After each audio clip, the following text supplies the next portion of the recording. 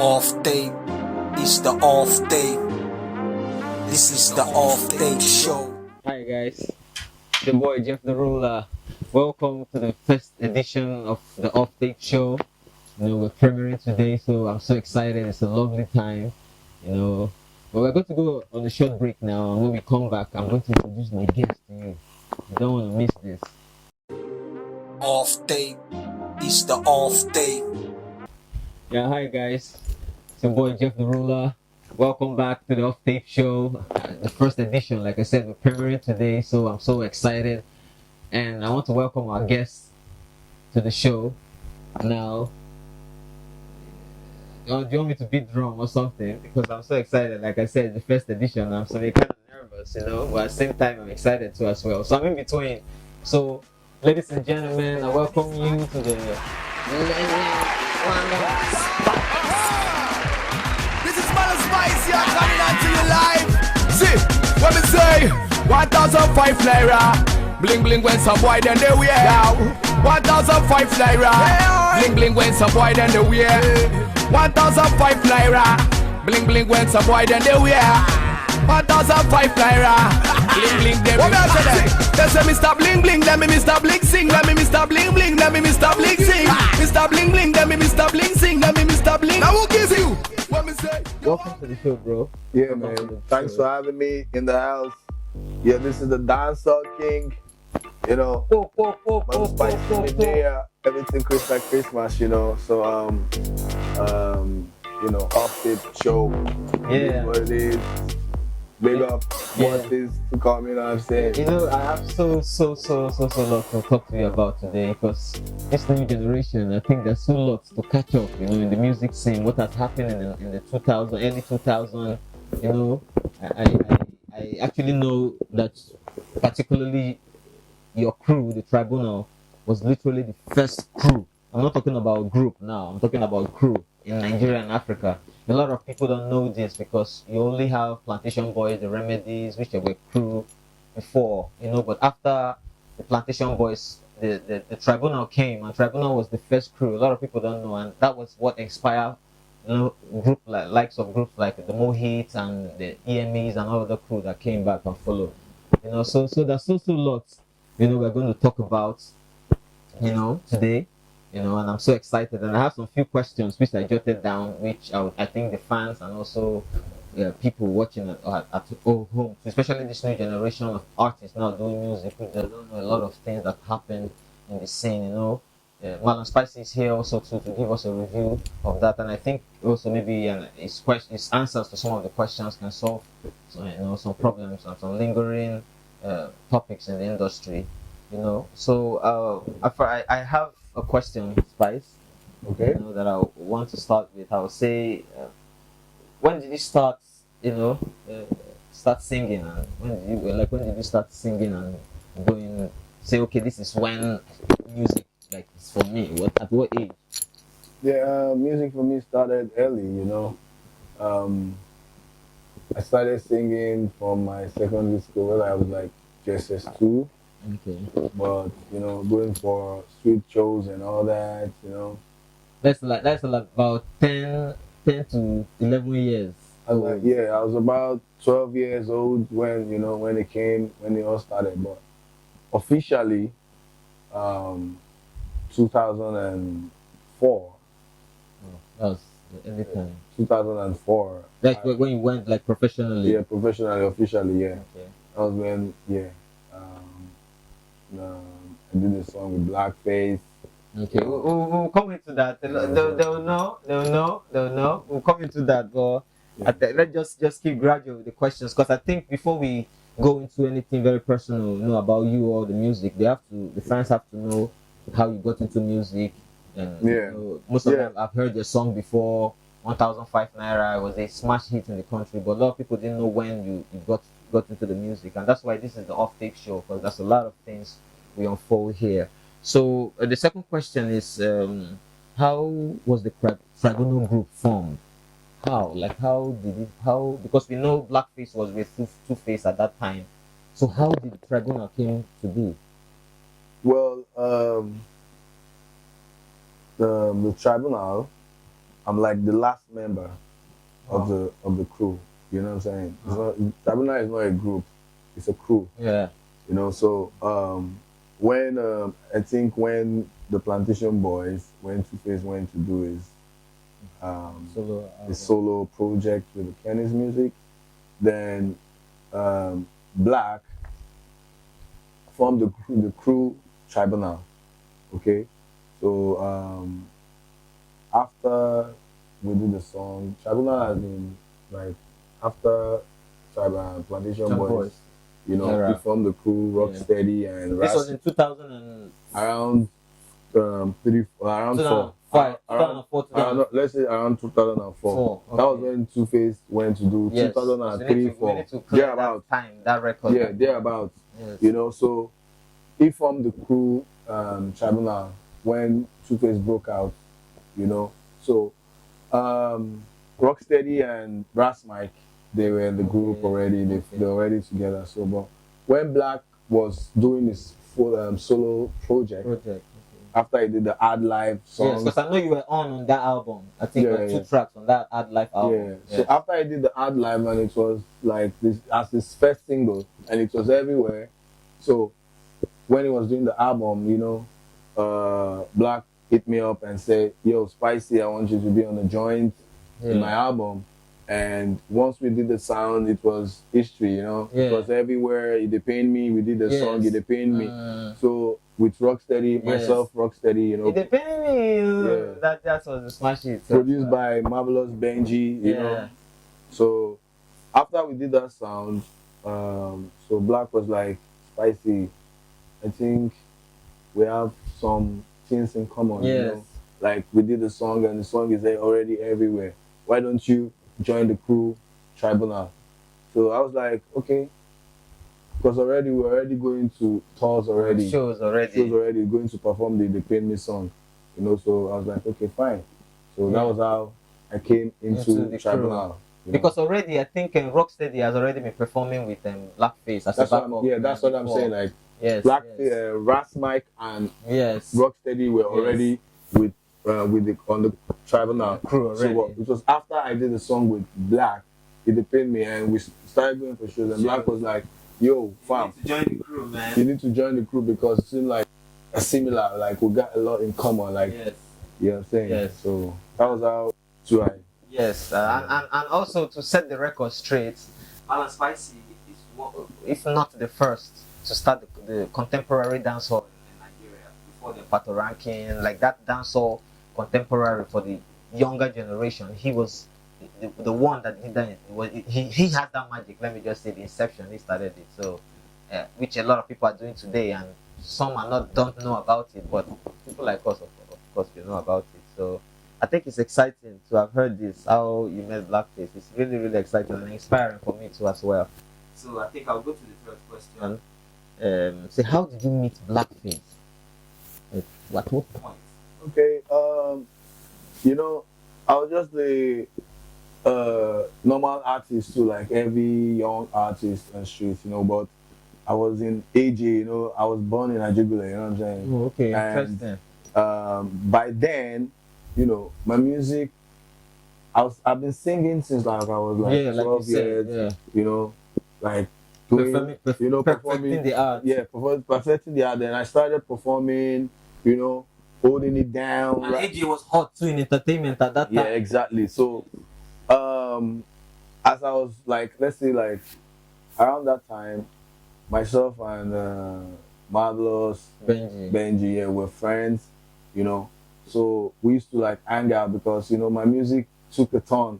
Like I was so bad, like niggas, like a lot of my guys used, like they were like, man, this guy is like coming so strong, you know. Started young, you know what I'm saying? So I never knew Black, you know. Plantation Boys were the biggest thing then, you know. So all of a sudden the news was spreading everywhere, like all between the artists, young artists, like Black is asking to see Malam Spicey. Wow, you know, I never knew Black, you know. So Black Plantation Boys used to come to Jawa studio. Yes, I remember Jawa. Around Wima. with my area, that's you understand? Yes. They just load their papa around that area. You know what I'm saying? So that was how I think he heard my song I did with Marvelous Benji in the studio. That's like Marvelous Benji was hot too as well at that time. And Marvelous Benji was my producer and my friend. So I think he heard my song. Yes, and your sound through in the studio, and when he heard it, like, what's this motherfucker? You know what I'm saying? And that was how, he was asking for me, and I called him. I like, yo, Black, yeah, looking for me. I was like, yo, Spicey. I can't forget that day, because actually that song was my turning point in my music life. You know what I'm saying? I can't really forget that day. Black was like, yo, Spicey, I've been looking for you everywhere. What's up? That time, GSM 9D. Yes. You get what I'm saying? At GSM, nothing like now with phones done there everywhere. You know what I'm saying? So I called him on the where they used to make calls. Yes, I remember I used to pay to make call at that time. Naira to make call that time. Yes, I do. You understand? So I now called him, yo, Black, I heard you, it was like, yo, Spicey, yo, boy, I'm looking for you. Boy, come to the studio. So and so day, So I can remember that it was like on Thursday, So that was that day when I went to the studio, Jawa studio, and I met with Black. That was the first time I was making blackface and Rocksteady. So this was in 2004. 2004, yeah, 2004. Wow. And his manager then, by then, Akidi, Akidi right now is in South Africa, I guess. So we entered the studio, we did the song, You Dey Pain Me. Oh, immediately as you guys just as we met, that same day we met. Wow, the vibe was really hot. So we did the song, You Dey Pain Me, and it was like a whirlwind, like everywhere, You Dey Pain Me. You can't tell me. Tell me about it. So tell me about it. That's it, man. The rest was history. You see why we do the off-tape show, because a lot of people need to hear some of this, these stories that have happened. How the game got to be and how it changed to become what it is today. Okay, that's an inspiring answer. I'm being inspired already. So we go to the fourth question. I say, how many were you guys in the tribunal group? Like some will say 3, some will say 4, some will say 5. But you that was in the tribunal group, besides Blackface, how many were you guys in the group? Yeah, Black, Rocksteady, Ras Mike, myself, Malam Spicey, yeah. Then I guess later, but we never did songs with like album, but Papayanis, later joined the crew, you know what I'm saying? So that's like 5 now. Yeah, that's like 5, but officially it's 4. Okay. You know what I'm saying? It's 4 of us: Malam Spicey, Blackface, Rocksteady, and Ras Mike. Yeah. By the way, we're going to have Rocksteady sometime in the show too, so it's going to be exciting. So just watch out for that episode as well too, So we're going to go to the 5th question because of our time. Who did you listen to growing up, and like who influenced your style of dancehall music? Like, I listen to a lot of music, I listen to every genre of music, but mainly dancehall music, reggae music, my thing. But the turning point, I would say the turning point in my life, my music, was when I listened to Capitan. There's a Jamaican artist, his name is the Fireman. Yeah, King Shango. So when I heard his music, that was what motivated me, like let's say 2000, when I heard his music. I heard some of his albums. I was listening to a lot of his albums. That was the biggest turning point for my life. Yeah. And Capitan has been real. Like even till now, it's fire. Yeah. I follow him on Instagram. I see what he does. Capitan is never get old. Yeah, Capitan, Bayman, Shaba. All these Jamaican artists, I listen to all their songs, Sizzla, Kalanji. But Capitan it really, really made an impact in my music, yes. In my life. Yeah, I choose Capitan my because music life, Jamaican artist that I follow on Instagram, and it's one of them in this older generation that I follow, and you see him dropping videos back to back. He's always recording. Like the man, sometimes when I see him, Capital inspires me because he always drops songs. Like so, sometimes I'll be like, at this age, this man is still dropping. So what excuse do I have? Anyway, that's good to hear that it's Capital. Really, really, it's good, spicy. Really, I'm really excited about that. Okay, last question is on this segment. What do you call your style of dance or your style of music? You know, a lot of Bona said it's Afro-fuse, Burna Boy, Afro-fusion. You know, some said Afro hip life, Mr. Easy. You know, so what do you call yours? Yeah, my music is just, I do universal dancehall, I do universal music, we do go global sound, Global dancehall. You know what I'm saying? So I wouldn't say, a lot of people now singing R&B, saying you're singing Afrobeat, because you're in Africa doesn't mean you're singing Afrobeat. Afrobeat is Fela Anikulapo Pop Kuti. It has a beat, right. It has a drum set, it has the way it's pattern that's being played. So let's not confuse, the fans of what we're doing here. So I do dancehall music, universal dancehall. Yes. Yeah, man. So I think he said something that resonates with me. Like, let's not forget where the Afro beat came from, and on the Afro beats, yes, and so we have to understand the two part and know if we're doing this genre of music. You can't be doing R&B and say you're doing Afro beat because the fact that you're in Africa. Because you're in Africa. It doesn't make sense. Yeah, I know it's Afro, of course. Yeah. Am I going to say I do Afro dancehall? No. You have to categorize. Am I going to say I do Afro dancehall? Yes. African dancehall? No. Yes. It's not African dancehall. Yes. We're all black people, we're Africans, So let's forget about the Afro, whatever this thing, It's universal as long as the music is being accepted worldwide, Your Africanness will always come in. Of course. Okay. Okay. I think we need to go on a short break now of this segment, and probably when we come back we'll unfold a lot of more interesting topics that will interest you. Get to know the song 1005 Naira, which was a smash hit. I also guess you want to know about it, how it came to be, and what happened. So just watch out, don't go anywhere. See you.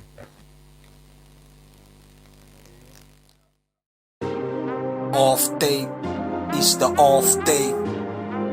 This is the off day show. Yeah, hello guys. Welcome back to the show. It has been an incredible time. I've learned so lots from Malam Spicey and from the legend too as well. And this is a new segment of the show. It's a truth and dare segment where we get to ask you questions, and if you choose to answer the question, it's fine. But if you choose not to answer the question, you're going to have a drink. Okay. So it's interesting. So we're going to start with the first question, and it goes between blackface and two-face. Who do you choose, blackface or two-face?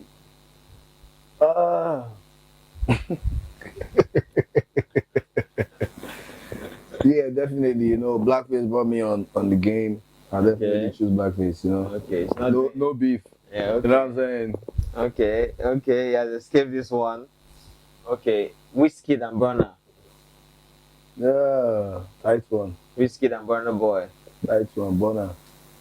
I know you always love Burna. Yeah, I'll go for Burna. Because Burna in this new generation is the first to win Grammy. You know what I'm saying? Grammy Award winning artist, and is doing Nigeria proud right now. Wizkid's also out there, doing what he's doing, but my choice. So. Okay, I think it's a good one, for someone like you. Idris Abdul Karim or Rugged Man? This is a tight one also. Idris or Rugged Man? Oh my God. I set up a bit. Oh Lord. I don't know. Idris, Idris was to drink. Idris did some songs. Rugged Man is my man. I need a like this. Give me a drink. Okay. You know. Take your cup then. Idris and Rugged Man. Off tape is the off tape. This is the off tape show. Welcome to the Off Tape Show. Subscribe to the YouTube channel now and turn on your notification.